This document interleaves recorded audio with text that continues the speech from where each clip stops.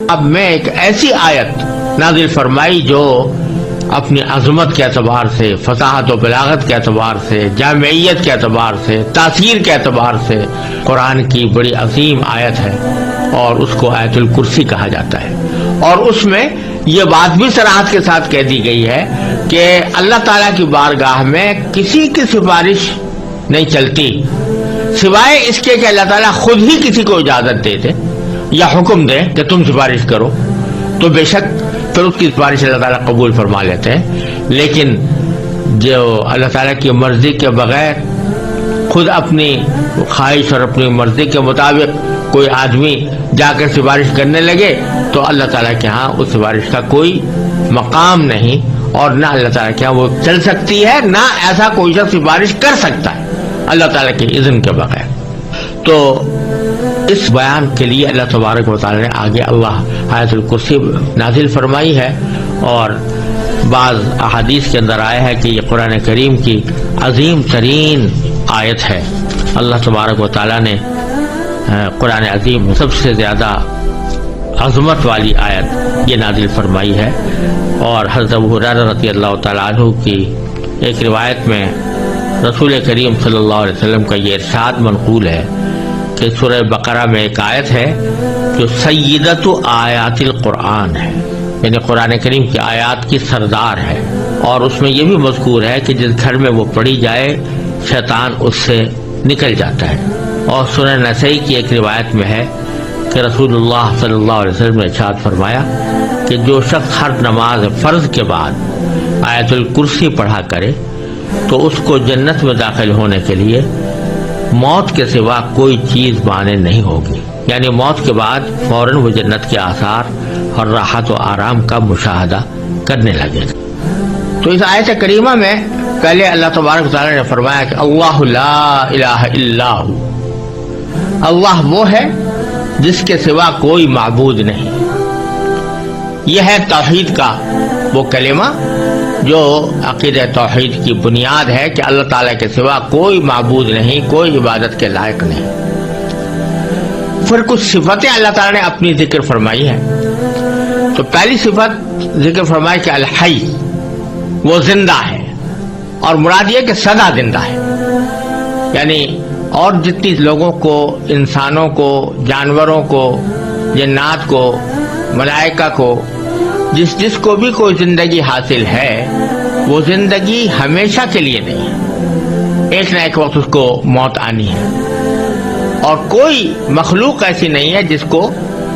کسی نہ کسی وقت موت نہ آنی ہو۔ لیکن اللہ تبارک و تعالیٰ کی ذات ایسی ہے جو ازل سے ہمیشہ سے زندہ ہے اور ہمیشہ زندہ رہے گی۔ تو حی کی صفت یعنی زندگی کی صفت سب سے زیادہ واضح اور صحیح معنی میں زندگی کا مظہر وہ اللہ تبارک و تعالیٰ کی ذات اقدس ہے، اور اس کے سوا کوئی بھی حقیقت میں سدا زندہ کہلانے کے لائق نہیں۔ دوسری صفت جو ذکر فرمائی وہ القیوم۔ القیوم کا ترجمہ ہم نے کیا کہ جو کائنات کو سنبھالے ہوئے ہے، اور اصل میں یہ لفظ جو ہے یہ نکلا ہے قیام سے، اور قائم کہتے ہیں کھڑے ہونے والے کو، اور قیوم اور قیام اسی کے مبالغے کا صیغہ ہے، اور ان کے معنی ہے جو خود بھی قائم رہے اور خود قائم رہ کر دوسروں کو قائم رکھے اور دوسروں کو سنبھالے رکھے۔ تو جب اللہ تبارک و تعالیٰ کے لیے لفظ قیوم استعمال کیا جاتا ہے تو اس کا معنی یہ ہے کہ یہ اللہ تعالیٰ کی وہ خاص صفت ہے جس میں کوئی مخلوق شریک نہیں ہو سکتی، کیونکہ جو چیزیں خود اپنے وجود اور بقا میں کسی دوسرے کی محتاج ہوں وہ کسی دوسری چیز کو کیا سنبھال سکتی، لہذا کائنات کو سنبھالنے والی ذات تو صرف اللہ تبارک و تعالیٰ کی ہے، اور کوئی دنیا میں یا کائنات میں کوئی اور مخلوق، کوئی اور چیز ایسی نہیں ہو سکتی جو دوسری کائنات کی چیزوں کو سنبھالے۔ وہ تو خود اپنے آپ کو سنبھالنے کے لیے محتاج ہے، اللہ تعالیٰ کے حکم کی محتاج ہے، لہذا کوئی دوسری ذات قیوم نہیں ہو سکتی۔ اور یہی وجہ ہے کہ چونکہ یہ اللہ تبارک و تعالیٰ کی مخصوص صفت ہے جو کسی اور کے لیے استعمال نہیں ہو سکتی، اس لیے کسی انسان کو قیوم کہنا جائز نہیں۔ یہ جو ہمارے ہاں رواج چل پڑا ہے کہ جن لوگوں کا نام عبد القیوم ہوتا ہے ان کو عبد القیوم کے بجائے بگاڑ کے صرف قیوم بولتے ہیں، ایسا کہنا گناہ ہے، کیونکہ قیوم آپ کسی انسان کو قیوم کہہ کر بلا رہے ہیں تو گویا اس کو اللہ تعالیٰ کی مخصوص صفت اس کی طرف منسوب کر رہے ہیں، اور اسی کا نام شرک ہے۔ اگرچہ یہ چونکہ بے خیالی میں ہوتا ہے اس لیے ہم اس کے اوپر کفر اور شرک کا فتویٰ نہیں لگائیں گے، لیکن اس طرح کرنا جو شرک کی علامت ہے، ایسا کوئی عمل کرنا جو شرک کا مظہر ہو، یہ کسی طرح بھی جائز نہیں ہے۔ ہمارے ہاں جو رواج پڑ گیا ہے عبدالقیوم کو قیوم کہہ کر بلانے کا، عبد الرحمن کو رحمان کہہ کر بلانے کا، عبد الرزاق کو رزاق کہہ کر بلانے کا، یہ بہت ہی غلط طریقہ ہے اور اس میں اللہ بچائے شرک کا اندیشہ ہے، لہذا اس سے ہمیشہ پرہیز کرنا چاہیے۔ پھر اللہ تعالیٰ نے فرمایا کہ لا تاخذہ سنۃ ولا نوم، اللہ تبارک و تعالیٰ کو نہ کبھی اونگ لگتی ہے اور نہ نیند، یعنی کہا یہ جا رہا ہے کہ زندہ تو ہے لیکن تم اپنی طرح کی زندگی پر قیاس نہ کرنا کہ جیسی تمہاری زندگی ہے، کہ اس زندگی میں تم محتاج ہو اس بات کے کہ کبھی نہ کبھی تمہارے اوپر موت جیسی نیند طاری ہو، اگر وہ نیند نہ آئے تو تم پریشان ہو جاتے ہو اور تم تھک جاتے ہو، لیکن اللہ تبارک و تعالی ان تمام چیزوں سے بے نیاز ہے، نہ اس کو اونگ لگتی ہے۔ سنہ کہتے ہیں ابتدائی نیند کا جو ابتدائی حصہ ہوتا ہے جس کو اردو میں اونگ سے تعبیر کر سکتے ہیں، اس کو سنہ کہا جاتا ہے، اور نوم باقاعدہ پوری نیند کو کہتے ہیں۔ تو اللہ تعالیٰ کو نہ اونگ لگتی ہے اور نہ نیند۔ پھر فرمایا کہ لہو ما فی السماوات و ما فی الارض، اسی کے لیے ہے جو کچھ ہے آسمانوں میں اور جو کچھ ہے زمین میں، یعنی زمین و آسمان کے درمیان جتنی چیزیں ہیں، زمین و آسمان کے اندر جتنی چیزیں ہیں، وہ ساری کی ساری اللہ تعالیٰ کی ملکیت ہیں، کوئی اور ان کی ملکیت میں اللہ تعالیٰ کا شریک نہیں، وہ خود مختار ہے، اس کے قبضہ قدرت میں سب کچھ ہے۔ جب یہ بات ہے تو اشارہ اس طرف ہے کہ جس شخص کی یا جس ذات کی قدرت میں اور اس کے احاطہ علم میں ساری کائنات ہو اور وہ جو چاہے کرنے پر قادر ہو، ساری کائنات کی چیزیں اس کی ملکیت ہوں،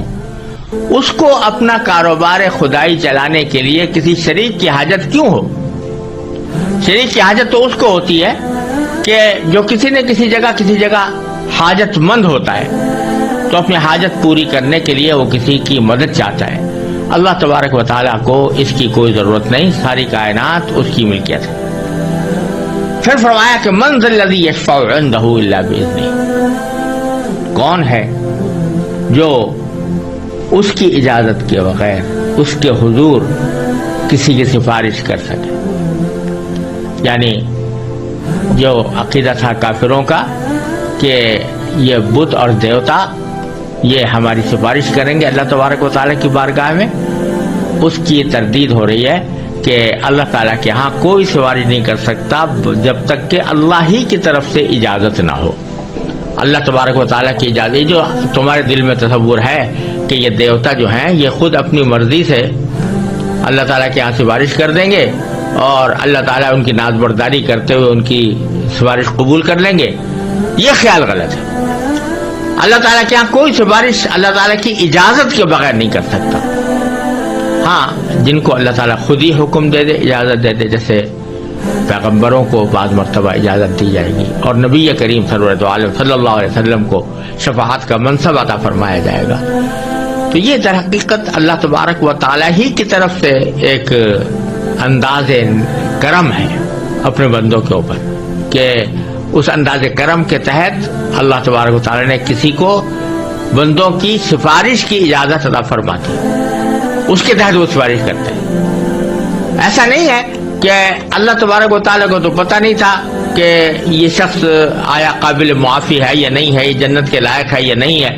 اور پیغمبر کے کہنے سے اللہ تبارک و تعالیٰ نے اس کو جنت میں داخل کر دیا اور اس کی مغفرت کر دی، بلکہ اللہ تعالیٰ کے علم ازلی میں ہے ہر شخص کے بارے میں کہ کون شخص جنتی ہے، کون شخص اللہ تبارک و تعالیٰ کے ہاں مقبول اور مقرب ہے، اور کس کی مغفرت کرنی ہے اللہ تعالیٰ خوب جانتا ہے۔ لیکن ایک انداز کرم ہے کہ براہ راست وہ مغفرت اور رحمت کا معاملہ کرنے کے بجائے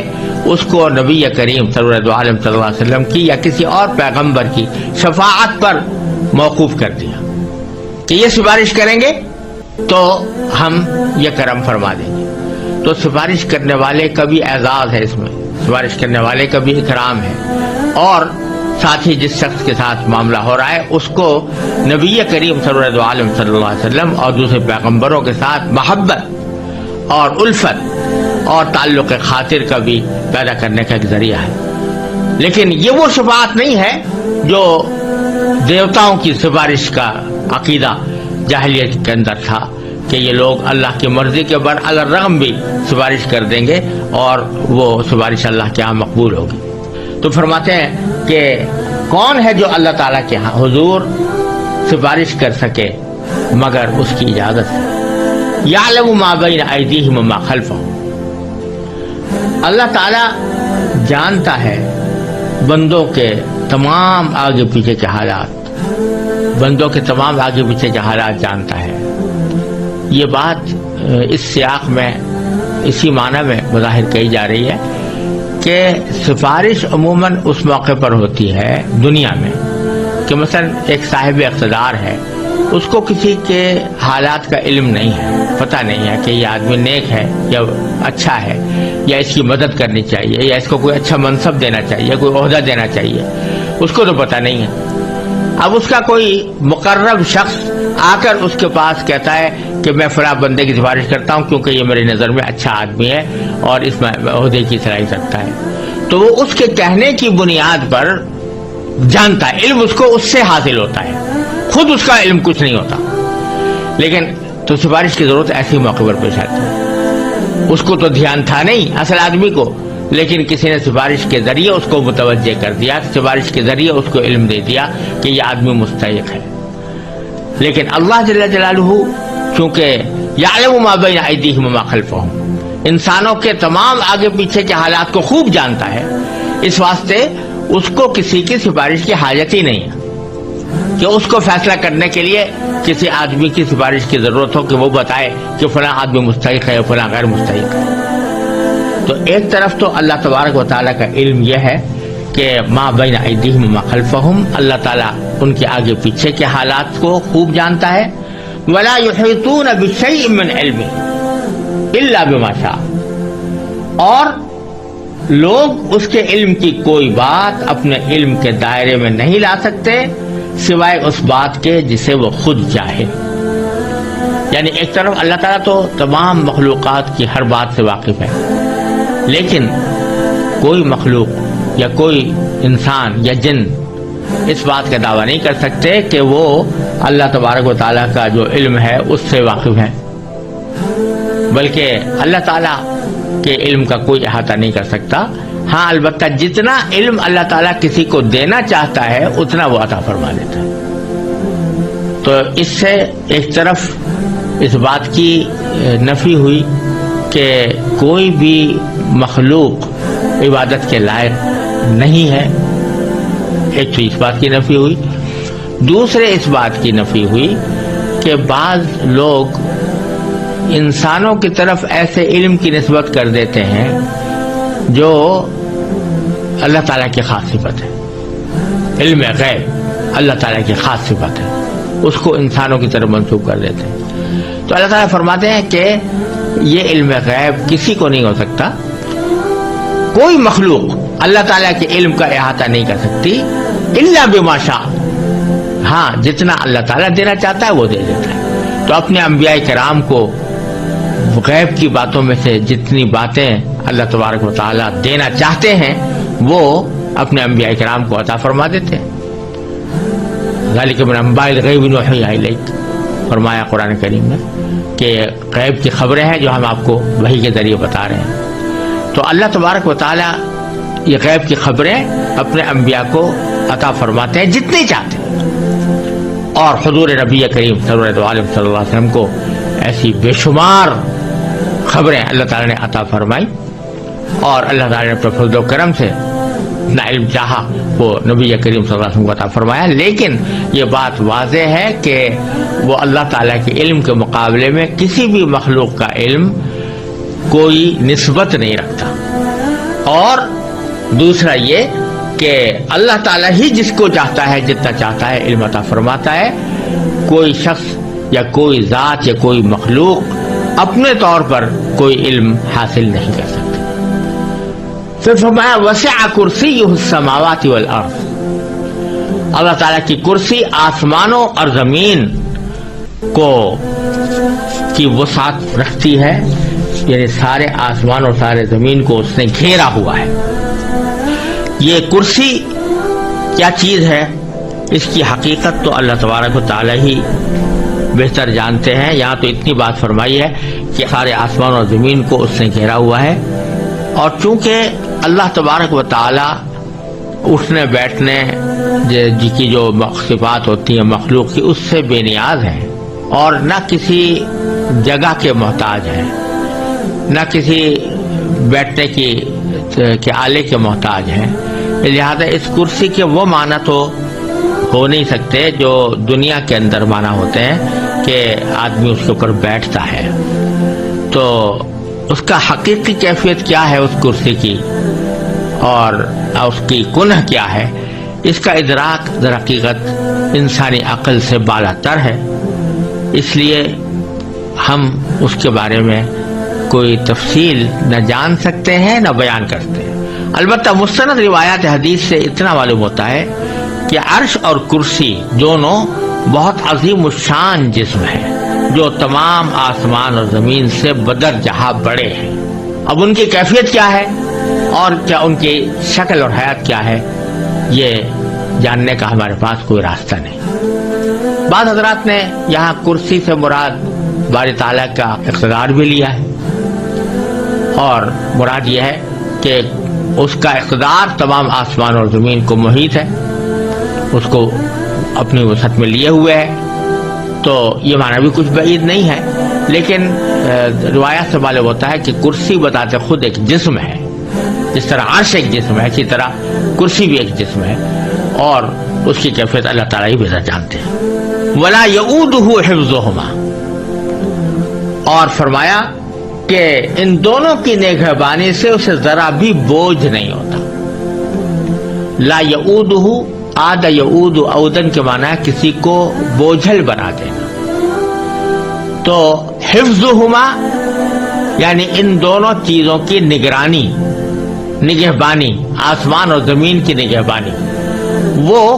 اللہ تعالیٰ کو ذرہ برابر بھی بوجھل نہیں بناتی. یعنی اس کی حفاظت اور نگرانی سے اللہ تعالیٰ کو کوئی تھکاوٹ نہیں ہوتی، کوئی تعب نہیں ہوتا. وَهُوَ الْعَلِيُّ الْعَظِيمُ. اور وہی